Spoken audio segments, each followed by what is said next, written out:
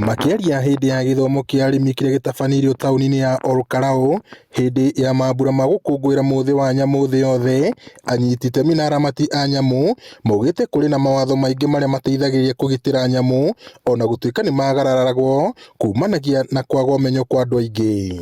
Hapa Kenya tuko na ile sheria inaitwa CAP 360. Hiyo CAP ni ile CAP inaongelea cruelty against animals. Basically nasema kwamba ukiwa na mnyama pia ako na zile rights zake nyafaa lindwe. Lakini mara kwa mara tunaona wanyama wanateseka sana. Punda wanachapwa, wengine wanakatwa. Tunaona kuku wanabebwa kwa pikipiki na hata kwa gari wakiwa upside down. So hizo sheria ziko. Shida ni kuwa ile kitu inaitwa implementation ndio inakosa kwa hizo sheria.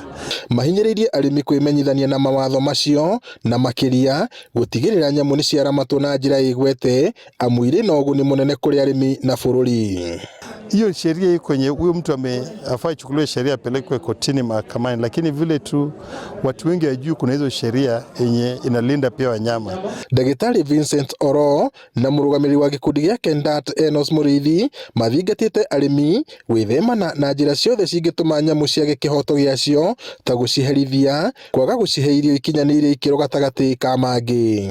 Ũrĩithi wa mahiũ nĩ tũramamenyithia atĩ makorwo na mahiũ mĩthemba mĩingĩ nigetha mahiũ ma mĩthemba mĩingĩ nĩmekũhota kũmateithia na njĩra cia mwanya, makorwo na bunda, makorwo na mbũri, makorwo na ng'ombe ona ng'ondu, ciothe nĩ kũmateithia. Oro ta andũ, Mũrĩithi augĩte nyamũ ndĩcibataraga kũheo irio njega cikinyanĩirie ikĩro.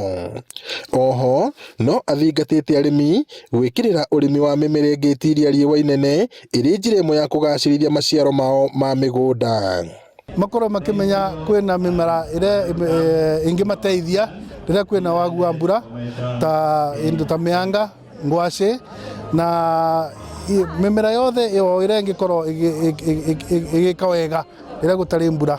Mwena-inĩ wake, Ndagĩtarĩ Oro augĩte atĩ ona thengia gũkorwo kwa watho wa kũgitĩra nyamũ, andũ aingĩ no maciherithagia ona gũtuĩka arenda watho ũyũ mũrĩkwo rĩngĩ nĩguo kũwĩkĩra hinya. Tunataka hizo sheria tuziangalie kiupya tena sasa, ili ikuwe sasa inaweza kuwa well prohibitive, yani si fine hata shilingi 200 ama unasikia mtu anafungwa siku moja siku mbili, sababu hiyo ndio itafanya sasa sheria ikuwe na nguvu na ikuwe inaweza tumika vizuri na ifanye watu waache kumistreat wanyama. Ngĩribotera Inooro TV kuma Olkalau kaunti-inĩ ya Nyandarua, njĩtagwo Peter Mwangi.